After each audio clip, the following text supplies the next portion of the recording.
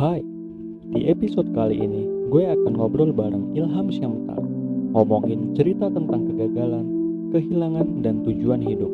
Podcast ini suara kita, dengarkan suaramu.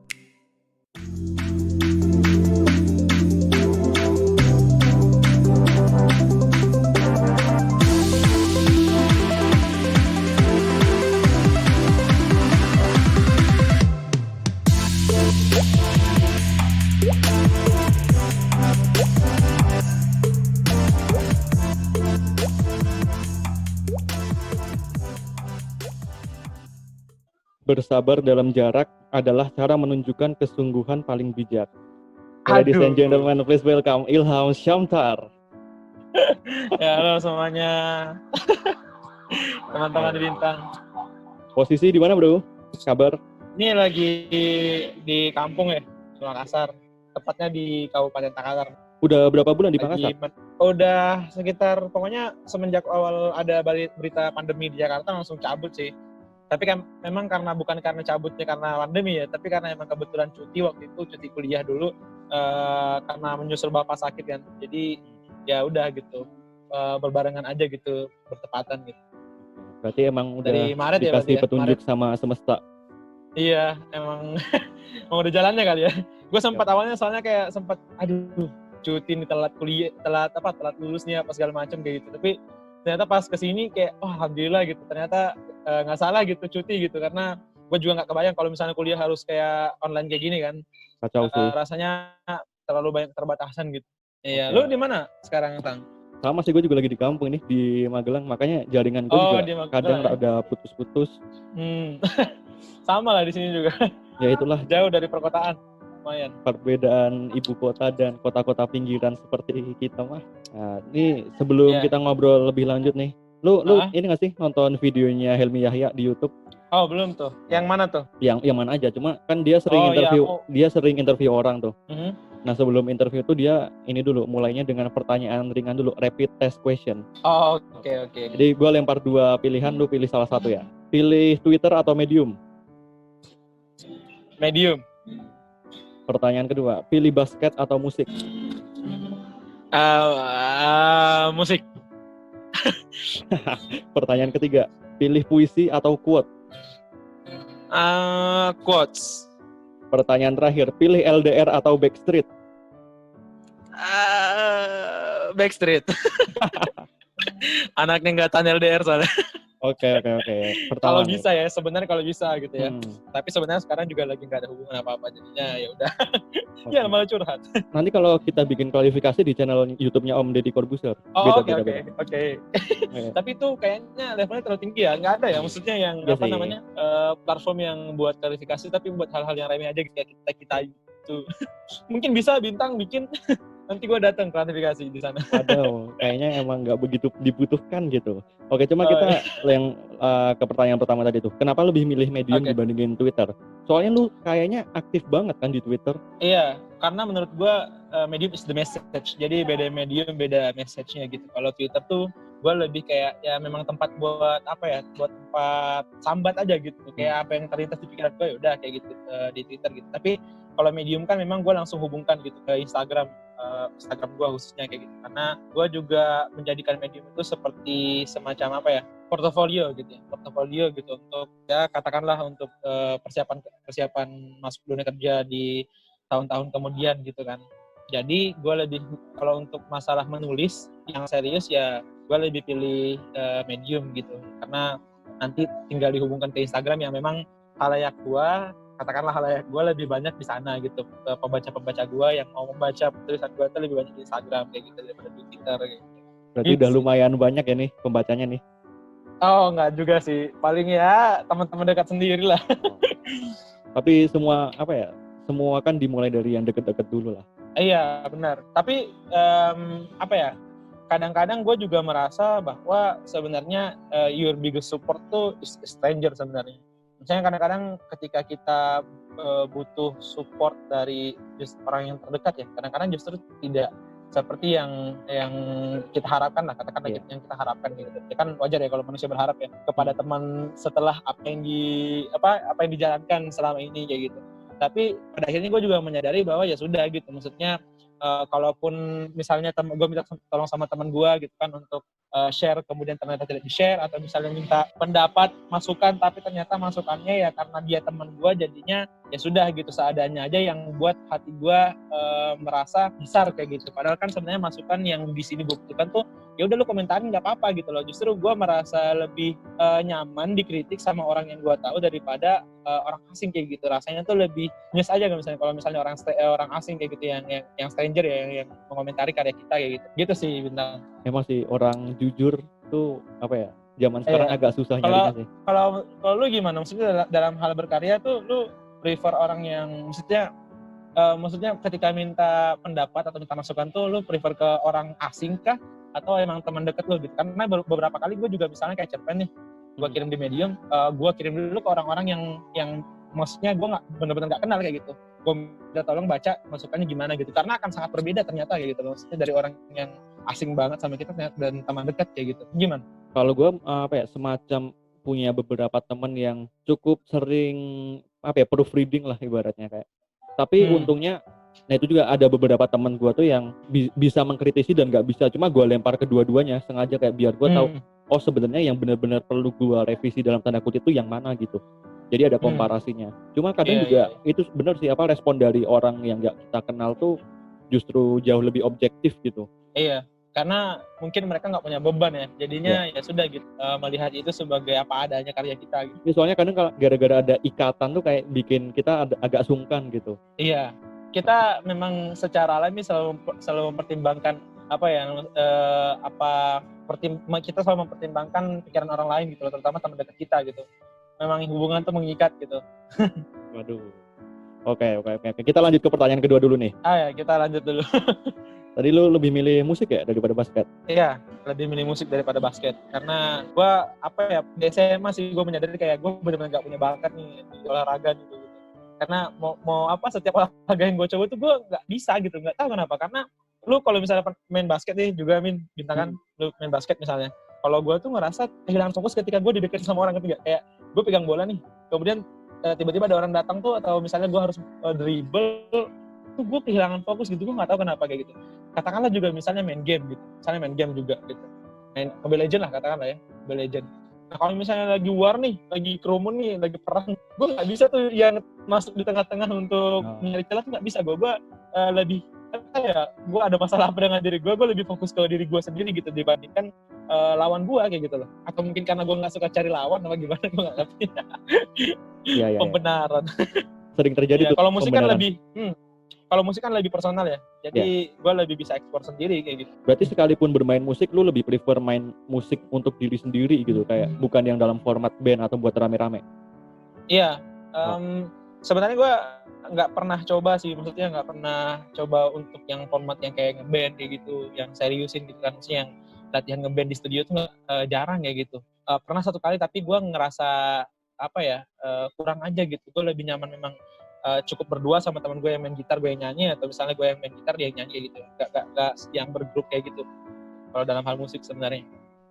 Soalnya gue juga kadang-kadang dikatain selera musik gue jelek kayak gitu loh, karena ya yang gue dengerin kan kayak Nadine ya, yang gue dengerin tuh kayak Kodalin yang gitu-gitu, yang mungkin jarang orang denger kayak gitu kan. Dan gue ketika digituin tuh jadi pikir kok bisa ya ada orang yang mempermasalahkan selera gitu. Ya ada orang yang kemudian bilang ini seleranya jelek, ini seleranya ada, maksudnya kan nggak mesti ya, maksudnya ya namanya selera gitu kan, harus beda-beda. Apakah masih sama? Iya kan? Iya nggak sih? Benar. Aneh aja gitu.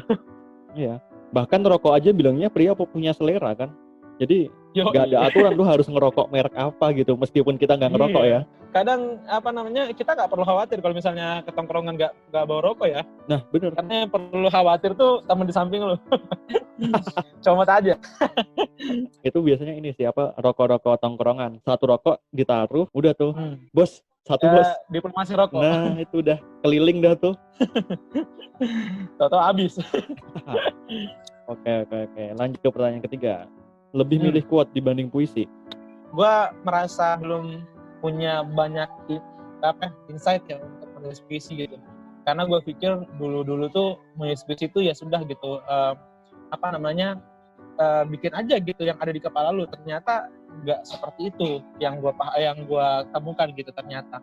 Puisi itu menurut gue tidak hanya soal merangkai kata ya, tapi bagaimana menggerakkan kata-kata gitu. Dan gue belum sampai di tahap yang bisa menggerakkan kata-kata gitu. Jadi gue sampai sejauh ini pun di Instagram gue pun juga kan masih quotes gitu yang pendek, tapi sebenarnya di belakangnya tuh perlu pendalaman yang cukup lama kayak gitu. Nah, gue lebih nyaman sampai hari ini, gue masih lebih nyaman nulis quotes daripada puisi sih sebenarnya. Waktu Kayak lu gitu. nulis Tapi quote itu biasanya lu mikir panjang, mikir jauh dulu baru, oh kayaknya ini dirangkum jadi quotes ini, atau lu tiba-tiba sepintas kepikiran itu ditulis, tapi orang-orang yang sering mengartikan itu lebih jauh lagi. Gue kalau quotes tuh sebenarnya lebih lebih terlintas dulu ya, maksudnya benar-benar kayak atau lagi merhatiin apa, terus kayak gue memperdebatkan atau gue mempertanyakan kenapa harus kayak gitu. Nah, kalau misalnya kayak gini gimana gitu. Jadi gue berusaha untuk membuka ruang-ruang yang mungkin orang lain tidak lihat kayak gitu kan misalnya. Nah dari situ nanti gue peramin dulu biasanya gitu, maksudnya nggak langsung gue tulis. Biasanya gue pikir-pikirin dulu gitu. Ada hal lain nggak yang bisa dijelaskan dari apa yang gue bilang ini kayak gitu. Nah barulah kemudian gue publikasi gitu. Dan tapi biasanya gue lebih suka menghilangkan pesan dari apa yang mau gue sampaikan gitu. Karena gue berpikir ya semua orang tuh orang-orang nggak perlu didikte gitu loh. Nggak perlu didikte dari tulisan kita gitu. Karena gue lebih suka memberikan kekosongan supaya orang lain isi gitu sendiri dari hidupnya mereka kayak gitu. Itu sih. Emang jadi nggak terlalu esensi seni kan yang di situ lah. Iya, esensinya di situ gitu. Makanya gue lebih nyaman lebih nyaman quotes daripada puisi untuk saat ini gitu ya. Nggak tahu kalau misalnya gue semakin belajar terus ke depannya ya mungkin bisa jadi bertambah ke puisi juga. Berarti ke depannya pasti akan belajar lagi kan nih? Iya, pastilah. Okay. Masih cetek, bro. Kita masih sangat jauh dari perjalanan. Masih sangat, iya. Oke, sebelum masuk lebih detail lagi nih tentang cerita-cerita tentang penulis tadi, lu lebih melihat apa tadi? Backstreet ya? Iya, lebih milih kalau bisa dimilih ya, kalau misalnya seandainya dalam posisi harus memilih itu, gue lebih milih Backstreet daripada LDR. Gak bisa ada jarak yang jauh gitu ya? Iya, karena gue pernah dikasih tahu sama teman gue ya, kalau dalam relationship tuh katanya ada love language, five love language ya. Yeah. Jadi katanya ada physical touch dan apalah kayak gitu kan, word, kata-kata atau gift gitu kan, pemberian kecil. Dan gue bilang waktu itu ya gue physical touch gitu loh. Gue merasa disayang kalau misalnya gue disentuh. Astagfirullah. Ya maksudnya gitu lah. Mungkin ini disentuh dalam artian disentuh mata batinnya gitu ya. Disentuh hatinya gitu kan, disentuh perasaannya gitu. Ya kayak gitulah. Jadi gue pikir kalau misalnya LDR tuh agak sulit gitu. Maksudnya gue pernah nulis kan yang gue bilang tadi kan. Selain yang tadi lu sebutkan di awal, itu gue juga pernah nulis tuh kayak gue juga merasa bangga sama tulisan itu. Yang gue bilang yang menyebalkan dari jarak itu sebenarnya bukan tentang jauhnya gitu, tapi tentang setiap kemungkinan yang bisa dengan mudahnya meniadakan kita gitu. Jadi terlalu banyak kemungkinan yang bisa meniadakan kita gitu. Jadi daripada makan hati terus ya mending Backstreet aja gitu ya. Kalau Backstreet pun juga kan it's a privacy gitu kan. Di zaman sekarang privasi mahal bro, gitu kan. Dan nggak masalah orang-orang nggak tahu, yang penting kita berdua tahu gitu. Itu udah cukup menurut gue. Asik. Ya, mantap. Mungkin buat teman-teman yang pengen tahu nih quote-quote-nya, lu bisa follow kemana di Instagram? Bisa singgah lihat-lihat ya di Ilham Syamtar. Oke, di @ilhamsyamtar, silahkan di follow. Kalau mau ngobrol silahkan ketuk di DM-nya juga nggak masalah. Nanti kita cerita-cerita setiap hari Minggu. Oke. Mungkin sebelum masuk kita bakal kulik-kulik dikit nih tentang perjalanan lu sebelum sekarang ada di titik ini. Lu dulu sempat di MTS ya? Iya, di madrasah dulu waktu itu. Oke, madrasah YPI Kuala Enok. Agak asing ya. Gue baru denger sih. Iya. Jadi Kuala Enok itu di Riau. Oh, di Riau. Di Provinsi Riau. Jadi gue lahir di Kuala Enok, di sebuah desa di Kuala Enok. Namanya Kuala Enok di Provinsi Riau, bagian kepulauan. Jadi pengalaman unik apa yang lu dapetin di sana? Ya, jadi apa namanya? Uniknya sih bukan pas di sananya, tapi uniknya itu pas keluarnya gitu. Oke. Karena kan gue Bugis ya, gue tuh orang Bugis, kan notabene Bugis di Makassar gitu. Nah, sementara gue lahir di Riau gitu. Yang notabene itu mayoritas Melayu, orang-orang Melayu gitu. Jadi selama SMP gue tuh sebenarnya lebih apa namanya? Ya udah, maksudnya menginternalisasi nilai-nilai Melayu gitu kan. Gue kenalnya Hang Tuah dan segala macam gitu. Tapi pas pindah, gue nggak tahu ini dibilang pindah apa pulang ya, karena ya gue kembali ke, katakanlah kembali ke asal darah gue gitu, di Bugis di Makassar kayak gitu. Dan setelah kenal Hang Tua jadi harus kenal Sultan Hasanuddin, itu agak beda gitu. Nah itu uniknya di situ menurut gue. Waktu itu jadinya maksudnya kan apa namanya, ketika kita pindah dari satu tempat kan banyak sesuatu yang berubah dari pikiran kita gitu, terutama cara kita memandang orang lain juga gitu, dan cara kita memandang diri kita sendiri gitu. Itu sih yang lebih penting, bahwa ketika gue pindah tuh gue jadi banyak mengevaluasi diri gue sendiri kayak gitu loh. Ada hal-hal yang gue temuin, ada hal yang baru yang gue temuin di tempat ini sekarang di Makassar, yang nggak gue temuin di sana kayak gitu. Itu sih gitu. Oke. BTW cita-cita lu waktu SMP apa sih? Cita-cita gue waktu SMP kiai bro. Sumpah. Karena kan gue ya dari kecil tuh SD kan ini ya, sekolah Yayasan Pendidikan Islam namanya YPI, makanya SYP kan. Jadi madrasahnya SMP, SD itu namanya Yayasan Pendidikan Islam. Nah, jadi dari kecil tuh memang dijejalin pelajaran agama gitu. Jadi dan di desa itu tuh apa sih maksudnya, di zaman waktu itu kan belum ada internet ya, maksudnya susah gitu, apalagi di desa terpencil gitu. Gue tidak diberikan insight cita-cita yang lebih luas lagi gitu loh. Ya taunya guru, polisi, kiai, ya sudah, daripada 3 pilihan itu gue pilih kiai gitu loh, karena itu yang gue kuasain gitu waktu itu. Ya sampai kesini ya Allah jauh banget menyimpangnya. Cuma dari Gitu, pengalaman lo itu apa ya? Itu punya pengaruh yang cukup besar dalam perkembangan lu sekarang ya, kayak lu peduli dengan hal-hal yang lu lihat di masa kecil lu gitu ya? Iya, tapi gue maksudnya lebih part hidup gue yang mengubah gue lebih banyak tuh sebenarnya di SMA. Karena gue pikir selama SD sampai SMP kan sebenarnya zona nyaman ya, maksudnya comfort zone gue kayak gitu. Dan gue merasa kayak, ya makanya kan gue pernah nulis tuh, gue pernah bilang kemana ya anak kecil dalam diri kita gitu, karena gue pernah bertanya gitu kan. Karena gue pikir kayak gue kangen gitu sama diri gue yang dulu waktu kecil kayak gitu, yang nggak usah mikirin masalah apa kayak gitu. Ya udah, yang penting lu sekolah, ngaji siangnya gitu kan, kalau udah pergi main maghrib pulang ya gitu, tidur udah kayak gitu aja gitu. Dan ya makin kesini, apalagi kita ini kan ini ya, maksudnya generasi yang transisi ya, jadi kita ngerasain betul-betul perubahan dari tidak adanya teknologi sampai adanya teknologi itu benar-benar kerasa banget gitu. Jadinya di part SMA tuh sebenarnya yang paling banyak ubah gue kayak gitu, dan kenapa gue jadi peduli hal-hal yang gue peduli sekarang kayak gitu. Oke, itu termasuk waktu lu di SMA 3 ya dulu? Ya, di SMA 3 di Takalar, di daerah gue sekarang ini gitu. Oke. Nah, disitulah yang gue ngerasa banyak tantangan banget hidup gitu, karena titik rendahnya gue juga di SMA waktu itu. Lu dulu sempat explore kegiatan apa aja? Kayaknya ada foto-foto pakai rompi PMI. Jadi gue waktu SMA tuh karena gue baru lepas dari sebuah desa yang terpencil, gue merasa kayak, ini udah dunia yang lebih luas nih kayak gitu. Dan gue harus coba semuanya gitu. Gue nggak mau kehilangan kesempatan lagi dalam hidup gue kayak gitu. Karena waktu itu gue waktu SD udah berpikir gitu loh. Gue udah izin sama ibu gue, nanti taman SD gue ke Makassar yang nyusul kakak gue kan, yang udah lebih duluan gitu. Tapi kata ibu gue, udah lalu masih kecil kayak gitu, tinggal aja dulu gitu kan sampai SMP akhirnya gue tinggal SMP. Nah, lepas dari SMP, lepas dari kampung itu, gue ngerasa perlu coba semua gitu. Nah, gue cobalah masuk OSIS, gue cobalah masuk PMI, Palang Merah Remaja ya, PMR gitu kan. Gue masuk Pramuka juga kayak gitu. Itu yang 3 sama forum anak juga gitu. Jadi di SMA tuh gue terlibat di 4 itu kayak gitu. Nah, dan pilihan itu juga yang membuat gue sampai ketemu sama titik terendah gue gitu. Itulah yang mengubah hidup banyak pemikiran gue sampai saat ini. Nah, lu mention titik terendah dalam hidup di masa SMA tuh tentang apa, bro? Iya, jadi nggak apa-apa ya sebenarnya gue ceritain, karena sebenarnya gue udah udah cukup berdamai lah dengan masa lalu itu gitu kan.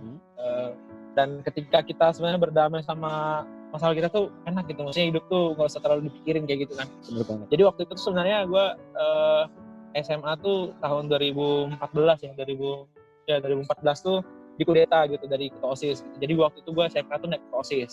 Jadi gue jadi ketua OSIS karena memang itu ambisi gue gitu. SMP gue jadi wakil ketua OSIS kan di SMP gitu. Dan gue pikir ya di tempat di tanah orang gue nggak boleh biasa-biasa aja gitu. Gue juga perlu mendorong diri gue sampai titik batasnya kayak gitu kan. Ya udah gue ikut ketua OSIS, tapi ternyata nggak semudah yang gue pikirkan gitu. Terlebih karena mungkin juga perbedaan cara berpikir, cara pandang sebelumnya yang gue nggak sama sekali mengenal itu gitu kan. Dan proses mendewasa juga yang terjadi di situ gitu. Nah kemudian sampai pada titik di mana gue quarter life crisis gue tuh udah di situ gitu. Jadi kayak gue bertumburan sama keluarga gue yang nggak setuju kalau gue OSIS gitu kan. Jadi waktu itu kan gue OSIS tuh benar-benar gue membawahi 10 bidang keorganisasian. Dan gue itu menyita waktu gue tuh sampai sore, benar-benar sampai sore, kadang-kadang harus pindah di sekolah gitu, ngurusin kegiatan kayak gitu kan. Sementara gue di rumah tuh punya keponakan kayak gitu, masih kecil-kecil, sementara kakak gue tuh bidan desa. Okay. Nah, di situ lah bertumburan gitu kan, gue harus dituntut untuk pulang, sementara gue juga di sekolah ditungguin gitu. Jadi kadang-kadang kalau gue di rumah gue pikirin di sekolah gue pikirin di rumah. Jadi nggak gue tidak ada di tempat yang harus gue ada kayak gitu kan. Nah akhirnya merambat lah kemana-mana, mulai hancur juga masalah sekolah gitu kan, masalah pelajaran juga gue juga aur-auran, masalah ibadah juga seperti itu gitu. Dan kebetulan juga ya itu waktu itu juga kan lagi ngerti-ngertinya soal cinta-cintaan ya. Jadi ya itu juga menyita banyak hal. Jadi gue merasa kayak semua hal tuh bertumburan gitu loh kan, gitu kan. Jadi gue nggak fokus di satu titik di mana gue harusnya fokus gitu. Dan ya udah di setengah kepengurusan gue jalan kepengurusan OSIS, mungkin anak-anak udah ngerasa kayak ini nggak bener nih, Ilham nih nggak bener, nggak bisa diandalkan gitu, segala macam lah gitu. Ada sampai pada akhirnya mereka mengambil keputusan untuk mengkudeta gitu. Jadi yang mengkudeta tuh kebetulan teman-teman gue juga gitu, anggota-anggota gue juga kayak gitu. Mereka mengadakan semacam persiapan gitu kan, jauh-jauh hari selama 2 bulan untuk bikin sebuah persidangan gitu. Persidangan khusus menurunkan gue kayak gitu ceritanya lah kan. Dan yang kenapa gue kemudian jadi bilang itu titik paling rendah hidup gue, karena memang gue di sidangnya itu seperti benar-benar di sidang gitu. Ada meja hijau, dalam ruangan itu ada senior-senior gue, ada pembina gue, ada kepala sekolah gue, ada alumni-alumni gue, ada juga adik-adik yang ada di kelas yang udah gue keluarin waktu itu. Jadi semuanya itu ada di situ gitu untuk menyidangkan satu orang ini yang disebut namanya Ilham gitu kan. Jadi yang bikin sakit itu karena semua hal aib itu keluar gitu. Aib gue tuh keluar gitu. Jadi kan 10 bidang nih, 10 ketua tuh masing-masing diberi kesempatan untuk ngomong gitu. Dan yang gue nggak habis pikir adalah hal yang hanya gue ceritakan ke dia, ya kan, misalnya karena gue menganggap ya teman-teman gue benar-benar teman-teman sejati gue ya ini anggota-anggota gue ini gitu kan yang mendukung gue gitu kan. Yang hanya gue ceritakan ke mereka ternyata dibongkar juga di forum gitu, di depan orang banyak gitu coy. Gue nggak habis pikir gitu. Dan ya udah gitu, waktu gue dikasih kesempatan membela, gue nggak jadi membela gitu. Gue nggak bisa membela karena gue pikir ya buat apa gitu membela coy, maksudnya emang udah lu nggak diharapkan di sini gitu kan. Akhirnya ya gue coba bisa nangis seperti itu pertama kalinya gue nangis depan orang-orang kayak gitu, depan orang-orang kayak gue merasa nggak berdaya banget. Jadi setelah sidang, gue pertama kali ke sekolah tanpa jabatan OSIS gitu kan, itu tuh mata orang yang tadinya terlihat menghormati lu ya, itu tuh jadi kayak anjir merendahkan lu banget gitu loh, kayak ya udah kayak lu dianggap hina aja gitu loh, karena kan itu aib ya, maksudnya kebetulan di sekolah gue ketika ada permasalahan cacat organisasi seperti itu tuh dianggap aib kayak gitu loh. Makanya gue merasa dibully, tapi sebenarnya tidak dibully gitu. Ya sudah, maksudnya dibully secara non-verbal aja kayak gitu. Gitu sih, Bin. Makanya kenapa gue jadi peduli soal diri dan isu kesehatan mental tuh karena gue pernah ngerasain itu gitu. Dan gue gak mau gitu orang-orang yang mungkin pernah sedang atau akan mengalami seperti yang gue rasakan tuh jangan sampai ngerasain kayak gitu. Pun kalau sampai ngerasain itu, ya gue pengen setidaknya membantu mereka ya dalam hal-hal kecil kayak gitu.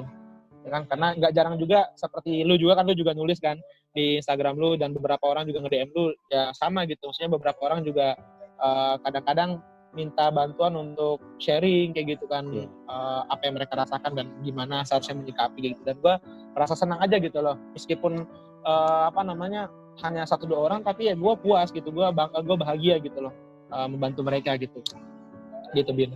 Oke, berarti setelah momen itu seberapa signifikan nih pengaruhnya ke keseharian lu gitu? Itu kan lu di titik SMA, berarti di kelas 2 atau kelas 3 ya? Kelas 2 SMA. Nah, itu dari kelas 2 sampai kelas 3 tuh kehidupan lu seperti apa, Bro?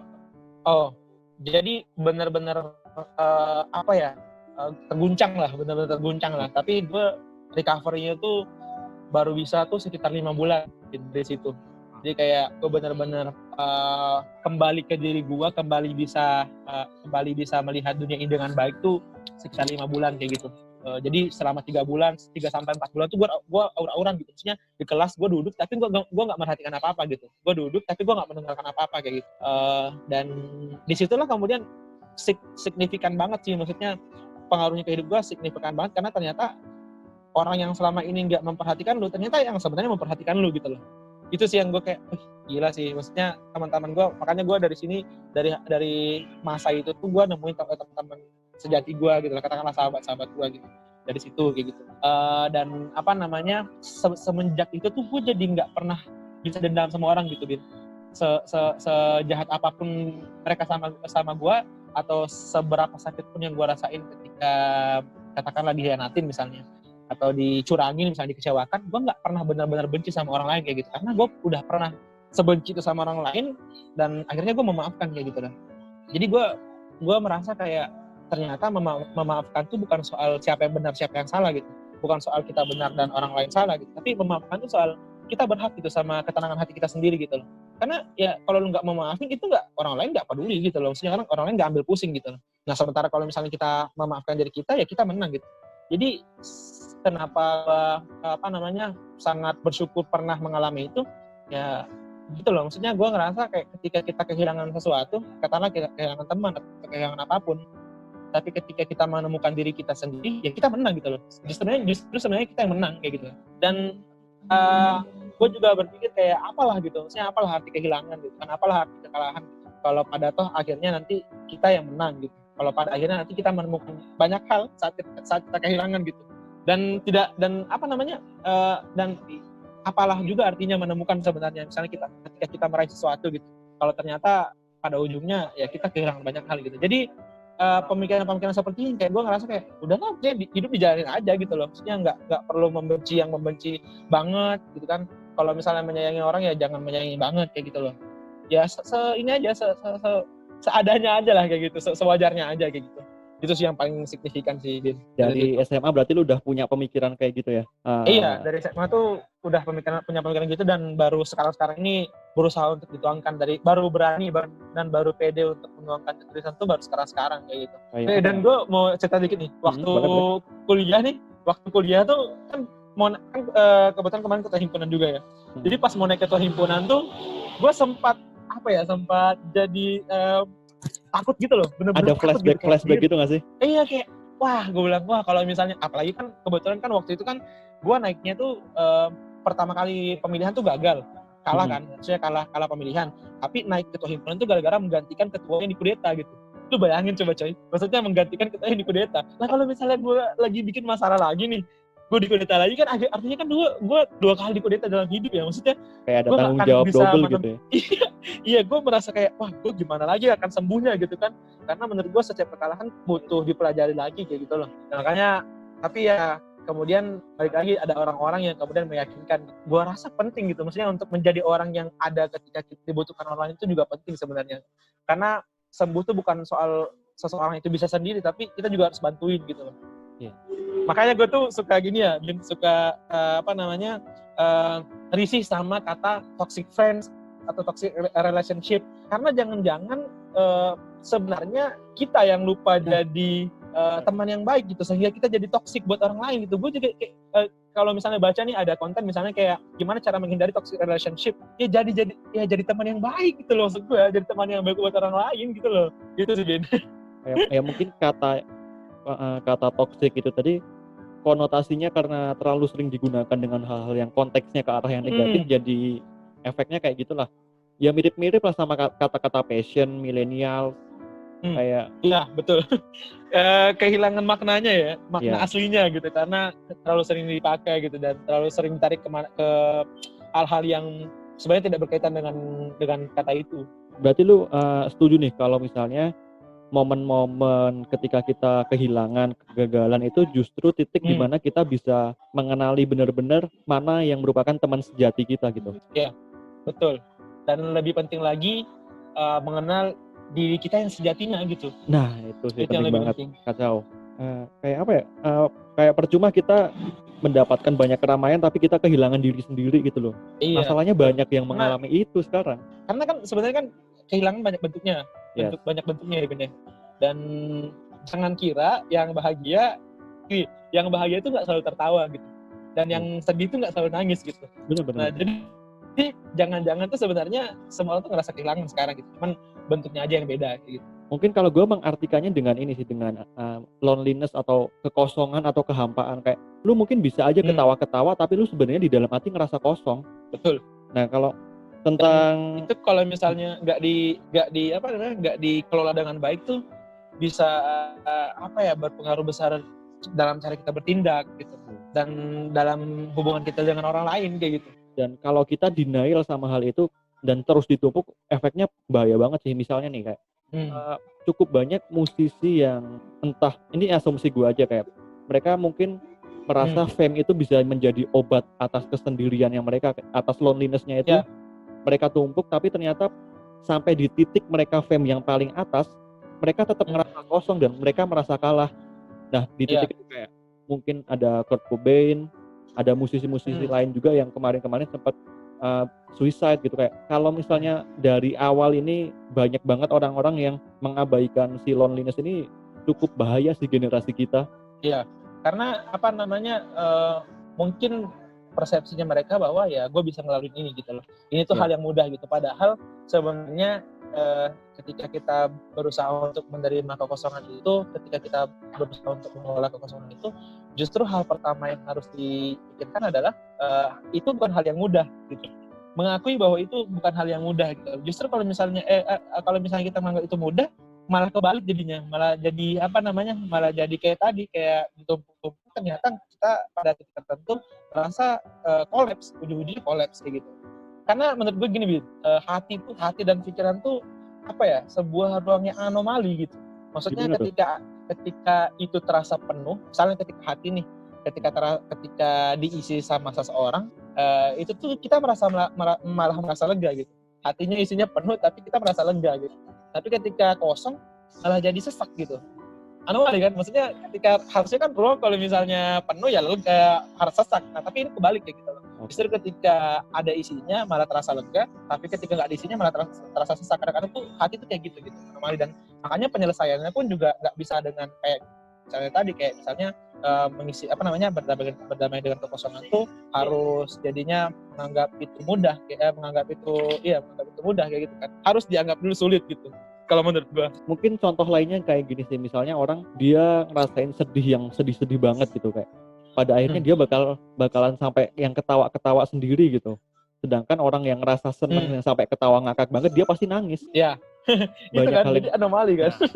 Banyak loh kayak gitu. Nah, makanya kadang-kadang ketika berusaha untuk keluar dari rasa kesedihan tuh atau rasa kekosongan gitu kan, sebenarnya tidak ada step atau tidak ada tahap yang rigid gitu untuk menggambarkan lu kalau mau keluar dari rasa kekosongan tuh harus lewat ini nggak ada menurut gue. Karena tadi gitu, maksudnya perasaan dan emosi manusia itu serandom itu gitu, semeledak itu gitu. Kadang-kadang kan kita misalnya ketika kehilangan seseorang nih, ada yang mulainya dengan penerimaan dulu, ya kan?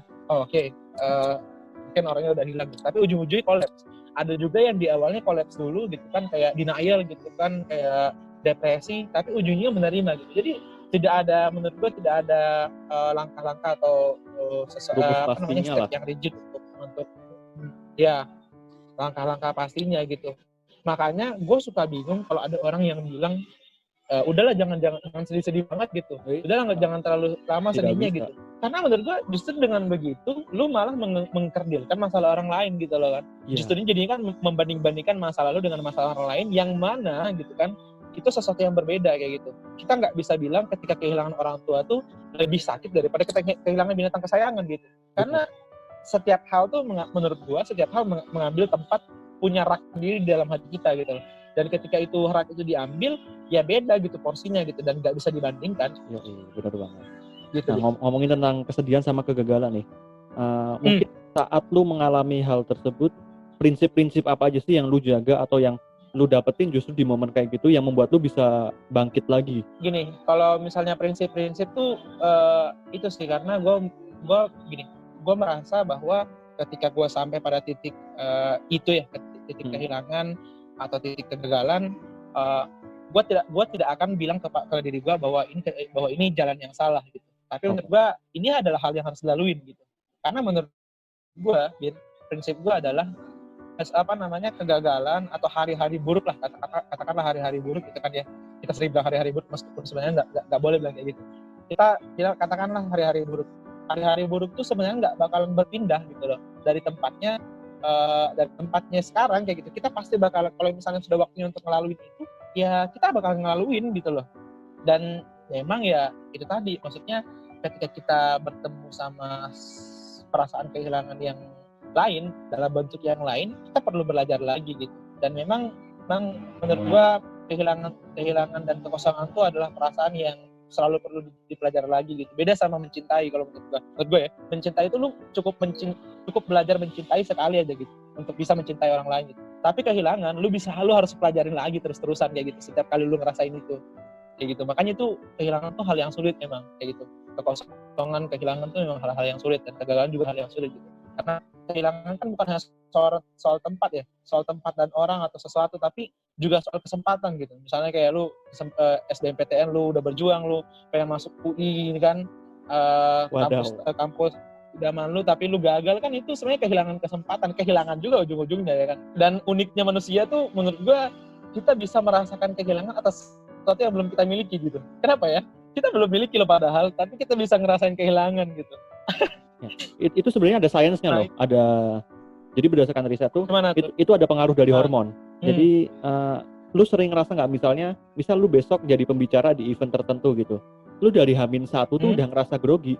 Oh ya. Kayak kita udah mulai gagap, udah mulai panik. Pas mau naik tuh juga dingin. Nah, jadi sebenarnya gini, otak kita nggak bisa membedakan mana fakta dan mana opini selama kita memberikan emosi yang kuat di dalam kejadian itu. Jadi kayak semakin kita memberikan emosi yang tebal gitu ke suatu pikiran, otak kita tuh nggak bisa bedain ini fakta atau opini. Makanya banyak orang-orang yang mungkin kayak nonton video bisa nangis, nonton film bisa ngerasa wah ini gue banget, kayak merasa terbawa. Jadi tebal atau tipisnya emosi yang kita punya, kalau kita alokasikan dengan benar, sebenarnya itu bisa menjadi tools yang bagus untuk mengelola pikiran kita. Gue mungkin mandangnya gini ya, menganalogikannya lebih sederhana gini ya, ketika kita ngerasain kegagalan atau kehilangan gitu kan, hormon itu tuh katakanlah kita di dalam sebuah ruangan kan, kemudian ketika kita ngerasa sedih, itu tuh jadi semacam air gitu kan, air yang memenuhi ruangan itu gitu loh. Hormon itu tuh menurut gua seperti air yang memenuhi ruangan itu kayak gitu. Dan menurut gua ketika kita ketika ruangan itu dipenuhi sama air, ya kan kita tenggelam ya kan, kita jadi nggak bisa ngelihat apa yang ada di luar jendela gitu loh, ya kan. Dan menurut gue menurut gue emosi negatif itu tuh harus disalurkan juga sama halnya dengan energi positif, energi kebahagiaan gitu loh. Karena kalau sampai nggak disalurkan tuh jadinya kayak gitu, kita tenggelam dalam ruangan kita sendiri gitu, dalam ruangan yang kita buat sendiri gitu. Nah makanya kenapa karya-karya besar gitu kan, karya-karya besar tulisan lah, katakan novel misalnya Harry Potter gitu kan, itu kan sebenarnya J.K. Rowling kan menghasilkan itu ketika benar-benar terpuruk banget gitu. Itu hasil dari emosi negatifnya si J.K. Rowling gitu kan. Nah itu menurut gue tadi benar kata lu, kalau misalnya kita bisa menyalurkannya dengan baik, itu tuh akan berdampak signifikan juga sama hidup kita gitu. Dan kadang-kala kita nggak bisa mengeluarkan air dalam ruangan kita sendiri itu oleh kita sendiri gitu. Kadang-kadang kita juga butuh orang lain kayak gitu sih menurut gue. Dan mungkin masalah utamanya karena kita selama ini nggak tahu aja sih sistem itu kayak, mungkin contohnya lu dulu waktu masih kecil, waktu tinggal di desa, kayak lu nggak terpapar sama adanya informasi yang mungkin tentang pekerjaan, dan ya, betul. maka dari itu cita-cita lu jadi kiai. Sedangkan di luar sana orang yang dari kecil udah di kota, kayak mereka cita-citanya mungkin bisa lebih spesifik ke minat dan bakat mereka. Sedangkan kita yang nggak tahu ya udah bakal gitu doang. Nah makanya kayak sekarang butuh banget sih peran-peran anak muda untuk menyebarkan mungkin informasi dan referensi ke satu sama lain gitu, supaya kita bisa saling terpapar hal-hal yang sekiranya membantu diri kita masing-masing lah. Iya. Dan gue ngerasa itu juga tadi, bahwa ketika pindah dari desa ke kota tuh benar-benar, apalagi tadi gue udah ke kota, kemudian bukan ke kota sih, lebih ke daerah yang lebih luas lah, katakanlah dengan akses yang lebih luas gitu kan. Kemudian juga pindah dari teknologi yang konvensional ke digital gitu kan, ke yang sekarang tuh sedikit banyak mempengaruhi kita semua sebenarnya gitu kan, termasuk cara kita juga menyikapi kehilangan, menyikapi rasa sedih kayak gitu. Menurut gua itu tadi, maksudnya ketika informasinya jadi malah makin banyak sekarang gitu kan, jadinya tuh malah kecemasan kita juga malah makin meningkat gitu kan, malah makin tinggi juga gitu. Dan katakanlah misalnya Instagram menurut gua kayak ya udah, itu portofolio beginilah seharusnya kehidupan bahagia gitu kan, kasarnya. Sementara kita yang sedang scroll semua itu di dalam kamar kecil kita yang scroll itu semua di dalam kamar kosan kita, ya kan, merasa bahwa loh kok orang hidupnya keren gitu, harusnya kita seperti itu juga gitu kan. Nah padahal kan nggak mesti gitu. Maksudnya jangan-jangan itu tadi gue bilang, makanya jangan-jangan yang terlihat bahagia itu sebenarnya yang paling sedih gitu. Nah bodohnya kita malah tertarik arus itu gitu loh. Dan menurut gue penting gitu, maksudnya penting untuk punya skill-skill pengetahuan tentang bagaimana algoritma media bekerja, supaya kita tidak ikut cara berpikirnya mereka kayak gitu. Karena jangankan kesedihan ya, jangankan cara kita mengelola kesedihan, soal cantik aja media semua yang menerjemahkan kayak gitu loh. Cantik tuh harus putih segala macam. Kenapa semua hidup tuh harus putih kayak gitu kan? Dan kesedihan pun juga jadinya seperti itu gitu. Mungkin baru-baru sekarang ini gitu orang-orang tuh bicara tentang kesedihan tuh harus diterima dengan baik. Tapi coba dulu enggak gitu kan. Nah kita yang punya kesadaran itu mungkin perlu gitu untuk terus sama-sama ngejaga hype ini gitu loh, ya kan, supaya orang-orang tetap pada prinsip bahwa kesedihan itu adalah hal yang manusiawi. Iya benar banget. Tapi ngomong-ngomong kan kayaknya dari obrolan kita tadi, lu kayaknya termasuk orang yang cukup punya visi yang besar gitu untuk dijalani di kehidupan ini. Nah untuk menjalani visi itu, kira-kira kedepannya lu akan menjalankan di ibu kota atau di daerah lu sendiri kira-kira? Itu menurut gue pilihan yang berat sih, karena banyak faktor yang akan mempengaruhi itu, terlebih sekarang gitu kan. Gue sebenarnya lebih pengen sebenarnya di Jakarta sih. Gak tahu, karena gue merasa kayak anaknya juga nggak, karena memang anaknya nggak bisa ngerasa diam gitu loh di satu tempat gitu. Bahkan gue juga mungkin visi gue bahkan nggak di Jakarta kan. Kan gue rencana mau lanjut S2 mungkin entah di luar. Kalau nggak di luar pun gue targetnya Jogja juga gitu kan. Yang penting visi gue sebenarnya adalah berkarya di tempat yang asing sekalipun buat gue gitu. Karena ketika kita datang ke satu tempat yang menurut gue asing, banyak hal yang jadi menimbulkan pertanyaan dalam hati kita, dan ketika kita berusaha menjawab itu, justru momen itu yang membuat kita menemukan yang selama ini kita cari gitu. Itu sih, kadang-kadang kita menemukan sesuatu bukan karena apa yang kita cari, tapi pertanyaan yang kita bawa. Kalau menurut gue gitu, Bin. Itu penting banget sih poin tentang pertanyaan. Kalau lu akan tetap stay di Jakarta? Kalau stay di Jakarta apa di Malang? Waduh, jadi gue ditanya balik. Aduh, kan ada Muda Magelang ya? Waduh. Ya kalau gue mencoba menyeimbangkan sih, meskipun sangat susah. Ya bahkan sekarang pun gue kayak masih kesulitan untuk atur energi dan waktu. Cuma untuk gue secara pribadi gue bakal jalanin fokus di Jakarta. Tapi ya itulah kayak gue makanya gue dari sekarang kayak coba bangun tim yang mungkin bisa dalam tanda kutip gue monitor dan kita bisa koordinasi secara enak dan cukup fleksibel. Jadi meskipun gue di Jakarta kayak yang di daerah gue di Magelang juga bisa digerakin juga gitu. Cuma itu sih susah sih. Nah kalau lu sendiri ada pikiran nggak untuk bikin sesuatu gitu untuk Makassar? Oh iya, gue juga karena memang mungkin darah gue sekarang udah literasi banget ya, maksudnya pengen banget gitu memajukan literasi khususnya di daerah gue gitu kan, di kabupaten gue gitu. Dan gue ngerasa benar seperti yang dibilang, energi gue tuh masih terbagi-bagi gitu. Gue ngerasa energi gue masih terbagi-bagi juga gitu. Masih ada skripsi, masih ada keluarga juga gitu. Nah, mungkin suatu hari nanti gue pengen gitu mengumpulkan orang-orang seperti yang lu lakuin sekarang, teman-teman gue di sini gitu kan, untuk berbuat sesuatu khususnya di bidang literasi sih.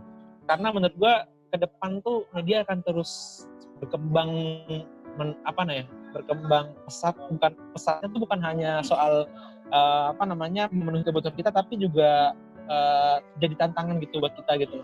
Kalau misalnya kita nggak punya persiapan yang baik, jadinya kita bisa aja tenggelam gitu.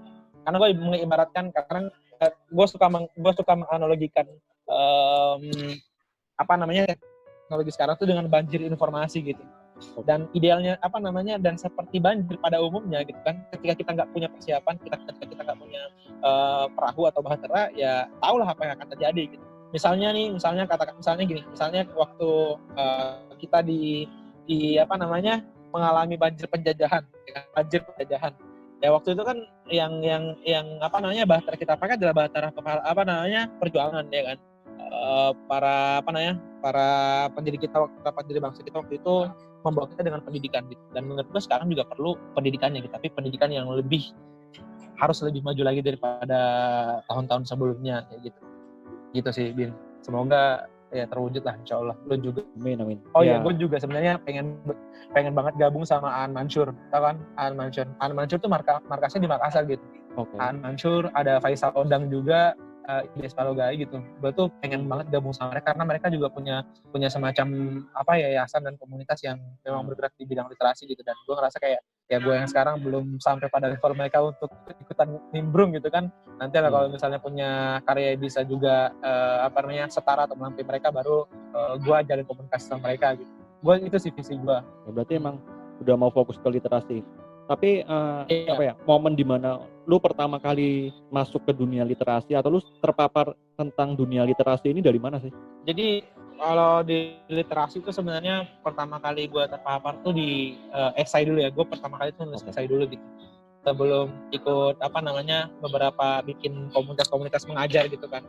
Sebelum itu, waktu itu pertama banget di 2014 itu gitu. Jadi setelah kudeta itu kan, setelah gue kudeta, gue recovery selama 5 bulan. Nah setelah itu tuh tiba-tiba ada aja gitu rezeki, Bin. Maksudnya ada aja gitu jalannya Tuhan gitu ya. Nah waktu itu tuh gue tiba-tiba dipanggil buat ikut pemilihan duta anak gitu. Duta anak di forum anak gitu kan. Forum anak tuh kebetulan dia di bawah Kementerian Pemberdayaan Perempuan. Jadi mereka punya acara tahunan yang ngundang anak-anak dari seluruh Indonesia, perwakilan anak-anak dari seluruh Indonesia yang telah terpilih untuk mewakili daerah mereka untuk bicara soal hak-hak anak di tingkat nasional. Gitu kan. Nah kebetulan gue terpilih waktu itu. Gue terpilih sampai ke nasional waktu itu tahun 2014 juga di Banten waktu itu, senasional. Nah dari situlah gue bergesekan atau bersinggungan dengan hal-hal yang berbau dengan literasi anak kayak gitu kan. Nah setelah itu baru gue ikut nulis esai, diajak nulis esai, gue ikutin. Masuk kuliah gue ketemu Ibu Ita ya, kalau lu tahu, dosen kita Ibu Ita. Bu Ita tuh lebih juga concernnya soal literasi media. Nah kalau dia lebih literasi media, gue lebih literasinya tuh literasi media ke anak-anak kayak gitu. Karena yang lebih penting sebenarnya anak-anak juga harus diselamatkan dari banjir informasi ini gitu loh. Karena kalau enggak ya bisa repot kayak gitu. Ya, gitu kemarin lu juga ikut nulis juga ya bareng Mbak Ita. Mbak Ita ini kan abis keluarin buku ya? Oh iya, gue nulis tentang chapter, itu book chapter sih, lebih ke book chapter. Jadi kayak buku nulis barengan, tapi isinya masing-masing di satu buku itu banyak penulisnya gitu. Nah kebetulan gue bantuin Dita beberapa sih, gue juga lupa ada sekitar 3-4 buku lah kayak gitu yang gue nulis bareng sama dia gitu. Gue bantu dia nulis kayak gitu, ikut di chapter itu. Nah itu bicara soal beberapa sih kayak literasi media ke anak SD gitu. Jadi gimana caranya pemerintah tuh bisa mendukung literasi media ke anak-anak kayak gitu. Entah dengan cara sistemik seperti masuk ke muatan lokal, kan ada tuh muatan lokal tuh biasanya. Kan biasanya muatan lokal menurut gue nggak penting-penting banget gitu, kayak di sekolah gue muatan lokal tuh menanam adenium, ya nggak apa-apa sih, bagus, tapi maksud gue pendidikan tuh seharusnya selaras dengan apa yang tantangan hidup kita sekarang kayak gitu loh. Jadi gue menulis tentang itu gimana caranya supaya SD atau PAUD tuh bisa mengadopsi diskursus tentang literasi media ini ke sekolah-sekolah mereka kayak gitu.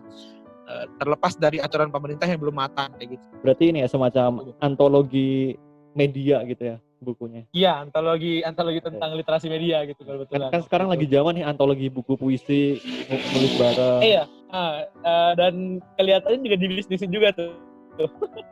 Karena gue ngeliat beberapa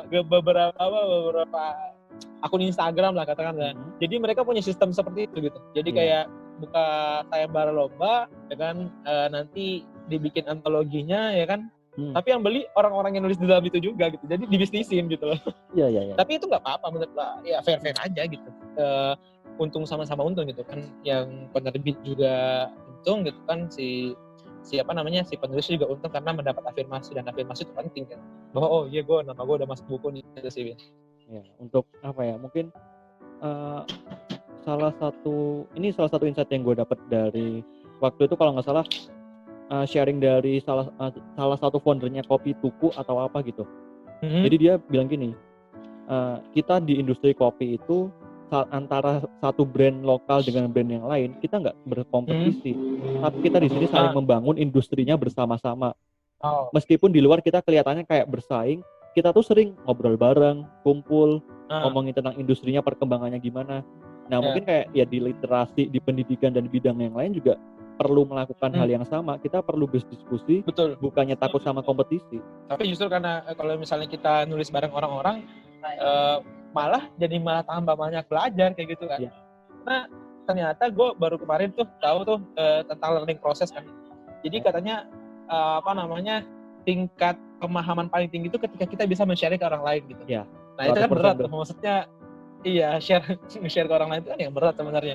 Kalau lu bisa ngelakuin, ya lu sebenarnya udah melampaui learning proses yang ada kayak gitu, yang seharusnya ya gitu. Mungkin kita ke pertanyaan yang ringan-ringan dulu nih. Dari tadi udah ada ke masa lalu nih. Oke, gue pengen nanya, gue penasaran ini nih, seberapa besar pengaruh Mario Teguh pada masanya? Ke diri gue ya. Yoi. Menurut gue Mario Teguh itu berpengaruh banget sama gue, jujur gitu. Maksudnya dia cukup banyak memberikan insight yang gue butuhkan gitu. Bahkan waktu jatuh dari kereta itu tuh, ya kan, gue kalimat pertama yang membuka mata gue tuh justru quotes-nya Mario Teguh gitu. Jadi waktu itu Mario Teguh tuh nge-post, dia bilang kayak gini di Twitter waktu itu. Jadi gue udah main Twitter 2014. Di Twitter dia bilang Tuhan menempatkan seseorang dalam hidup kita itu untuk tujuan yang baik, dan mengeluarkannya pun untuk tujuan yang lebih baik lagi. Tuh, dan gue pegang sampai sekarang itu gitu, kayak oh iya benar, maksudnya orang-orang waktu itu datang gitu kan, kemudian diambil Tuhan, ya udah gitu, itu untuk tujuan yang lebih baik lagi gitu kan.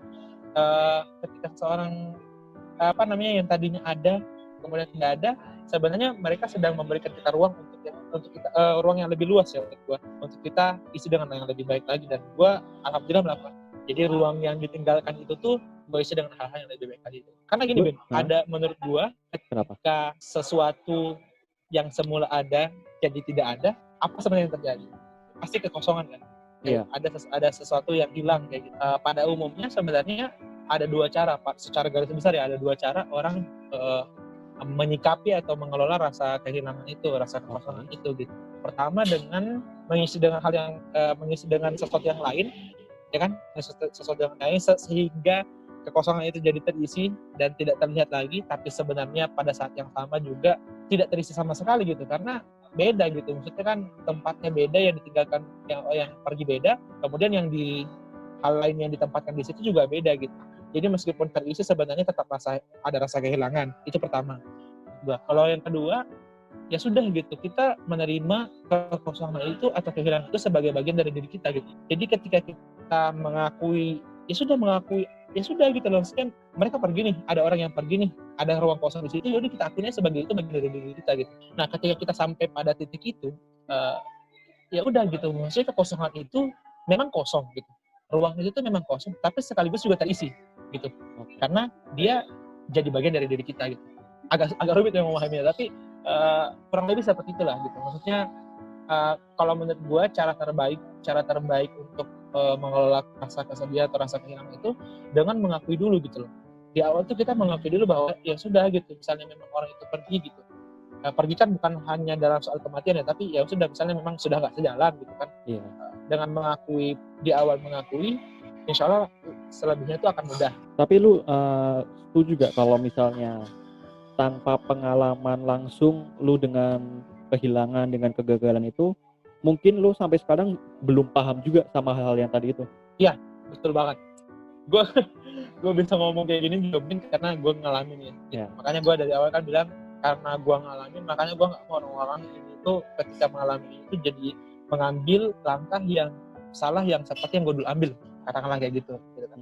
Nah makanya tuh nggak usah takut gitu. Maksudnya ketika kita sampai pada titik itu bukan karena kita salah jalan, bukan, karena mungkin perlu melewati jalan itu gitu sampai ke diri kita yang hari ini, atau untuk sampai ke diri kita di tempat yang lain, di hari yang lain gitu. Ngomong-ngomong, gue pengen nanya nih, sebenarnya tujuan hidup lu apa sih? Tujuan ya. Kalau tujuan tuh agak berat emang pertanyaan ini, karena sampai hari ini pun juga sebenarnya kan kadang-kadang ketika kita bertemu satu part hidup kita yang cukup signifikan berdampak pada hidup kita tuh, jadi kadang-kadang tujuan itu juga berubah.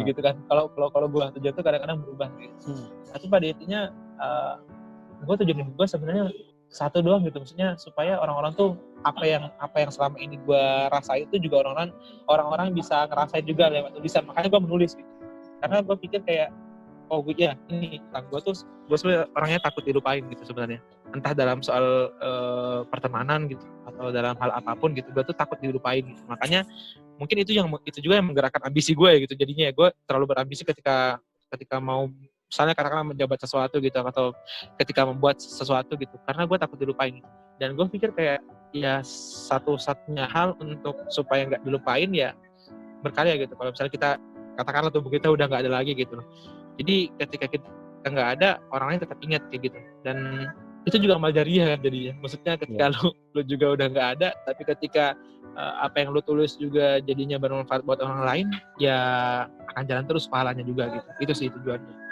Jadi sampai saat ini, untuk saat ini itu. Ya, untuk saat ini mungkin klasik sih, mungkin klasik ya, maksudnya untuk bermanfaat untuk orang lain gitu ya. Gue nggak tahu ekspektasi lu apa, tapi gue mungkin cuma bisa jawab itu gitu kalau untuk tujuan, karena yang berat katanya. Gue nggak pernah berekspektasi apapun sih ke orang lain sebetulnya. Oh asik, gue suka karena ekspektasi itu membunuh. Yo iya. Dosen gue pernah bilang gini, dosen gue sampai sekarang gue ingat, dosen gue tuh di kelas pernah bilang gini, sebenarnya kita nggak pernah kecewa sama orang lain, kita kecewa sama pemikiran kita sendiri. Ekspektasi kita bangun sendiri, nggak ada orang lain. Benar, sepakat. Mungkin gue mulai ada beberapa titipan pertanyaan. Oh iya. Okay. Oh ada yang nanya ya? Ada. Okay, kan ini masa lu di Instagram cukup banyak gitu.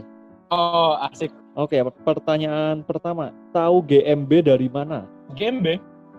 Ya GMB Indonesia tuh waktu itu tuh gue daftar fasilitator. Jadi gerakan Indonesia itu, GMB Indonesia ini tuh dia semacam sebuah kayak yayasan yang bergerak di bidang literasi itu masif gitu loh.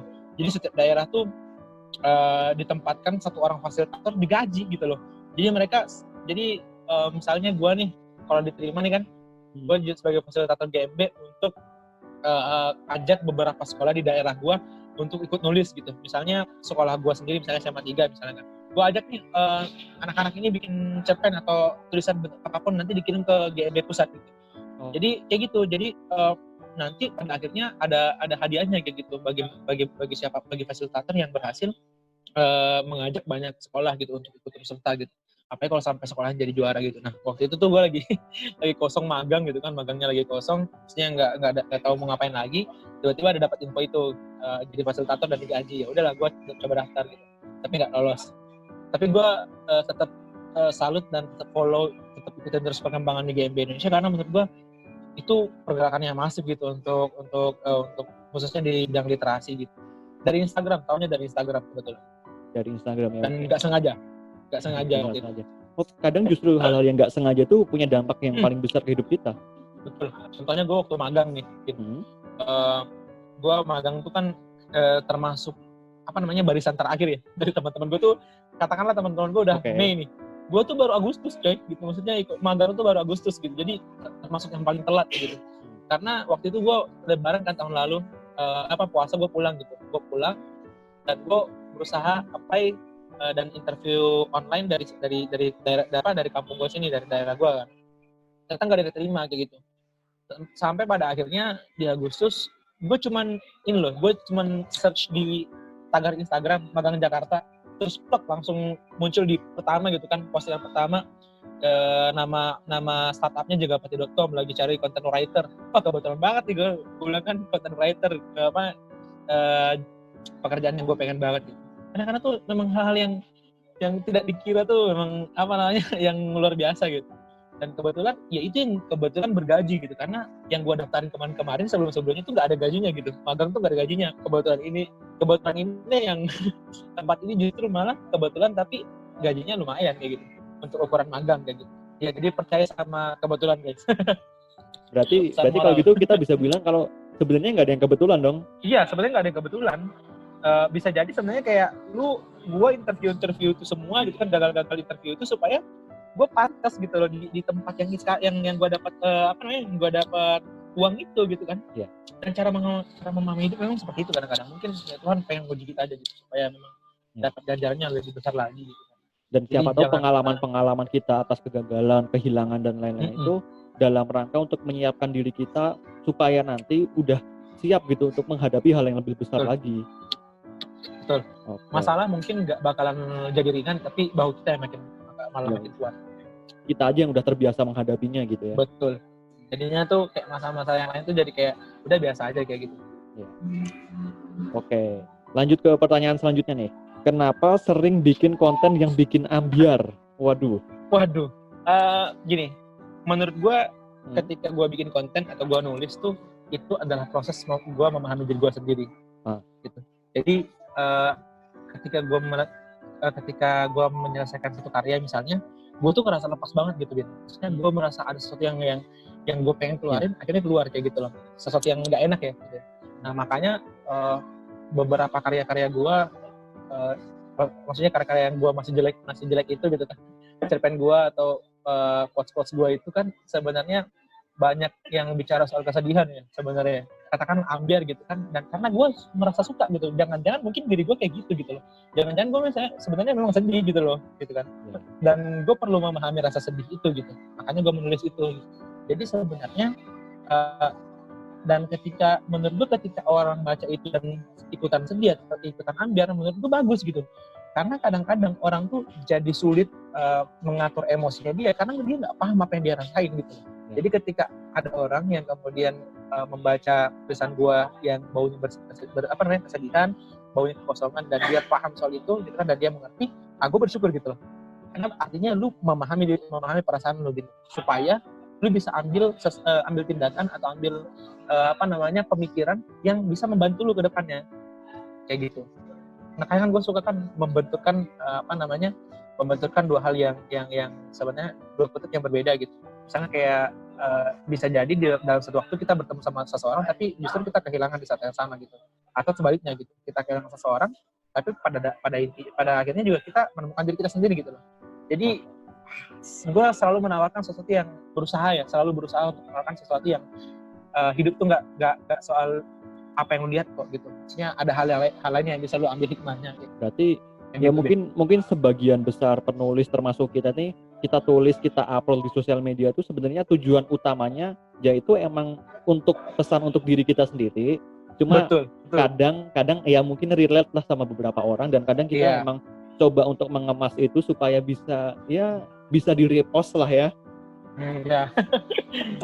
Tapi iya menurut gue misalnya kalau gue kan pribadi lebih kayak itu ya, selama maksudnya beberapa bulan terakhir tulisan-tulisan gue tuh soal kehilangan, soal kekosongan gitu.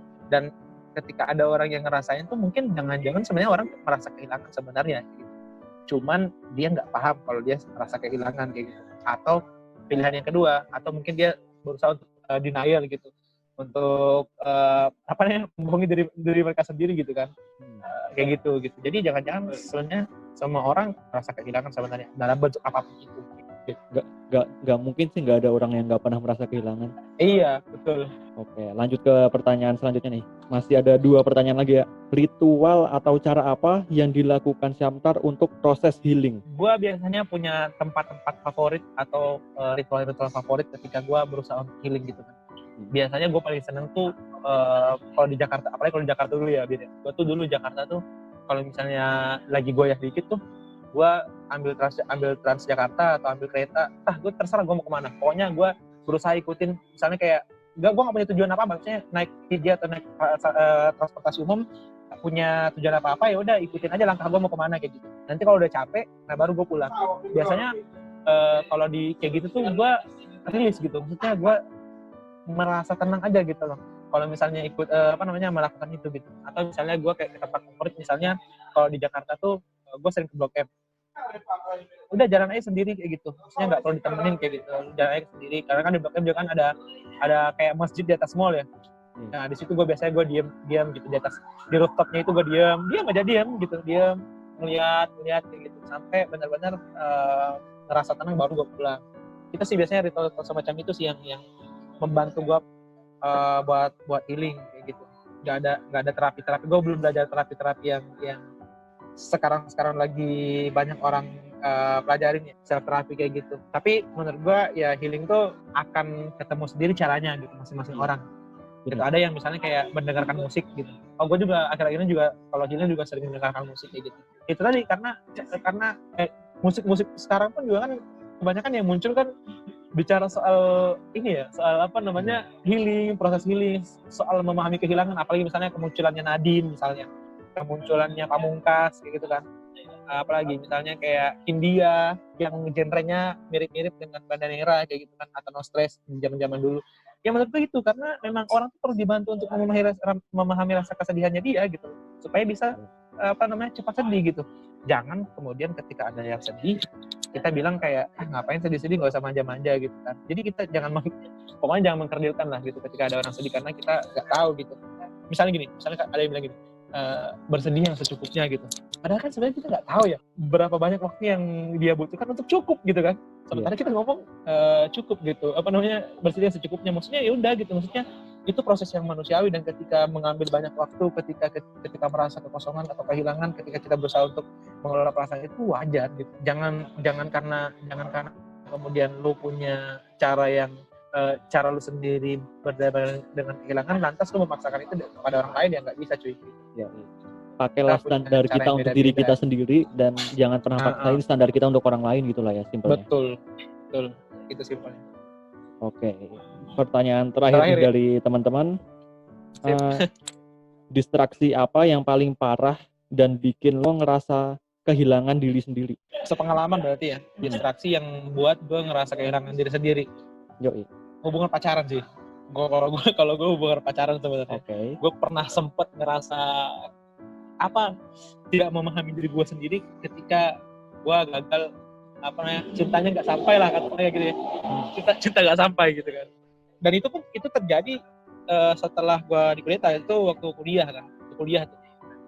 Jadi gue bener sempet karena waktu SMA itu kan di Kudeta ya, itu titik terendah gue yang pertama. Titik terendah kedua gue tuh yang satu itu di kuliah, karena gue sempat suka sama cewek, ternyata gue jadi masalah sama teman gue sendiri ya gitu kan. Dan udah itu gue saat itu tuh merasa kehilangan gitu kan. Nah itu lagi tadi balik lagi merasa kehilangan sesuatu yang belum kita miliki. Nah itu tuh bahaya tuh gitu kan. Tapi ya udah akhirnya ya udah gue pakai lagi prinsip gue, mungkin ini perlu dilewatin kayak gitu kan. mungkin ini perlu dilewatin gitu kan. Ya udah nikmatin aja gitu perasaan itu. Kita tuh perlu perlu diberikan ruang untuk mengalami gitu loh, supaya kita paham juga nanti ke depannya gitu apa yang kita hadapi. Jadi kalau ditanya distract paling besarnya apa gitu ya, hubungan percintaan gitu. Makanya setelah itu gue jadi kayak kapok gitu untuk yang dalam tanda kutip hubungan yang bermain-main gitu ya, sekadar pacaran gitu sih. Ya, Itu mungkin personal banget ya pertanyaannya aja. Iya. ya bisa jadi apa ya, mungkin karena kita yang emang belum siap aja gitu. Ada beberapa hal yang mungkin kita harus penuhi dulu untuk bisa melakukan itu gitu. Ya, jadi thank you banget nih bro udah sempetin ngobrol-ngobrol berbagi cerita tentang kegagalan, gue yang terima kasih juga nih kehilangan. dikasih kesempatan, Bin. Nah, soalnya gue juga nggak tahu sih nih yang dengerin ada berapa orang. Oh, ya udah bikin aja dulu ya kan. Yoi. Siapa tahu nanti di suatu hari lu jadi banyak orang yang dengerin lu, karya-karya awalnya tuh malah dicari lagi kan. Sama kayak misalnya Tere gitu kan. Tere kan dulu karya pertama siapa yang tahu tentang hafalan Saud Delisa gitu kan. Nanti setelah yang lain booming baru hafalan Delisa dicari lagi bikin film. Ya semoga seperti itulah juga. Tapi lu ngikutin ini nggak sih apa perjalanannya Tere kayak gimana? Gue belum nggak terlalu ngikutin ya kalau Tere, tapi gue sempet lihat di YouTube pelatihannya dia, dan gue cukup memahami gitu kenapa dia jadi dia yang sekarang kayak gitu. Karena bayangin dia nulis dari SD coy. Dan memang dia bisa kayak gitu karena kakeknya dia juga seorang pencerita kan, maksudnya kayak dia tuh sering ngedongengin dia gitu. Jadi emang udah nulis. Kalau misalnya penulis dulu sih memang mulanya tuh dari menulis itu dari SD, misal kayak di Lestari gitu. Di Lestari nulis dari SD gitu. Karya pertamanya Kesatria Putri dan Bintang Jatuh tuh terbit pas di SMA gitu kan, gila itu. Iya sih. Tapi kan ya udahlah, balik lagi kan. Maksudnya setiap orang kan punya timeline-nya masing-masing ya kan ya. Benar. Kita bukan berarti kita yang mulai dari hari ini gak bisa sukses atau gak bisa berhasil seperti mereka atau melampaui mereka gitu. Benar banget sih. Gitu teman-teman. Cuma salah satu hal yang bikin gua salut banget sama Tere tuh, dia tuh pekerjaan utamanya bukan penulis gitu. Dia tuh seorang akuntan gitu. Gila. Oh, akuntan ya. Jadi waktu dia nulis itu, ketika satu di malam hari, dua ketika dia diminta jadi pembicara di kereta, itu waktu dia nulis, dan dia jadi salah satu penulis yang paling produktif di Indonesia. Bahkan kalau nggak salah jadi memang nggak ada waktu yang terbuang untuk tidak menulis gitu ya. Parah, disiplinnya gila sih gitu, gua akuin. Iya, ini jadi ngingetin gua soal Prof. Renal Kasali juga gitu. Di satu waktu tuh dia pernah sempat cerita bahwa dia memang kalau nulis tuh ya kapanpun ada waktu kosong gitu. Misalnya kayak dia diundang ke daerah mana, perjalanan ke bandara tuh dipakai buat nulis gitu. Kalau nggak ada kertas, tisu dia pakai buat nulis gitu. Jadi memang dia selalu punya pulpen di kantongnya dia gitu. Dan gua juga sampai sekarang tuh masih susah gitu, masih sulit untuk menginternalisasi hal seperti itu gitu. Memang gila orang-orang kayak gitu ya. Kayak udah jadi sarapan aja, makan siang gitu, nulis. Perjalanannya untuk bisa membiasakan itu juga mungkin nggak gampang juga, dan kita nggak tahu utuhnya kayak gimana sih. Betul. Oke, makanya nggak boleh berhenti. Nah, terus nggak hanya soal nulis, soal merasakan juga. Iya. Oke, mungkin buat closing nih, lu ada nggak kira-kira pesan untuk Ilham Syamtar di usia 20 tahun? Di usia 20, di diri gue waktu 20 tahun waktu umur 20 waktu itu ya gitu ya. Iya, kalau gue bisa ngomong sama diri gue yang dulu gitu kan, gue cuma pengen terima kasih aja gitu. Terima kasih sama diri gue ya sudah melewati semua kegagalan yang kita lewatin gitu kan. Karena dengan kegagalan itulah, dan semua kehilangan itu kita bisa jadi kita yang sekarang kayak gitu. Dan jangan pernah berhenti mencoba gitu kan. Mencoba mah ke depan ya. Dan lu nggak perlu khawatir sama gue yang sekarang, karena gue udah bisa mengandalkan diri gue hari ini untuk mencapai apa yang kita rencanakan di kemudian hari. Gitu sih. Gokil. Oke, berarti untuk beberapa waktu ke depan lu bakal fokus nyelesain kuliah, baru setelah itu mungkin fokus untuk menulis dan berkarir ya? Iya, gue skripsi dulu ya. Teman-teman yang siapapun yang dengerin, doain ya. Kita gue sama Bintang sih. Bintang juga lagi skripsi, gue juga lagi skripsi. Doain semoga lancar supaya bisa berkarya yang lebih banyak lagi setelah ini. Oke, sekali lagi thank you banget atas kesempatan dan sharingnya. Semoga teman-teman yang dengar, yang nyempetin waktunya untuk dengerin ocehan kita kurang lebih 1 jam, bisa dapat lah beberapa hal-hal yang siapa tahu Iya. mereka butuh insight ini, nggak sengaja dapat di sini gitu. Pokoknya kalau misalnya ada yang dengerin, teman-teman yang dengerin dan perlu ngobrol apapun ya bisa langsung ke DM. Yo. Gua Instagram selalu terbuka untuk kalian. Thank you buat Sip. yang Thank you, udah Win. dengerin. Sampai jumpa di episode selanjutnya. Goodbye.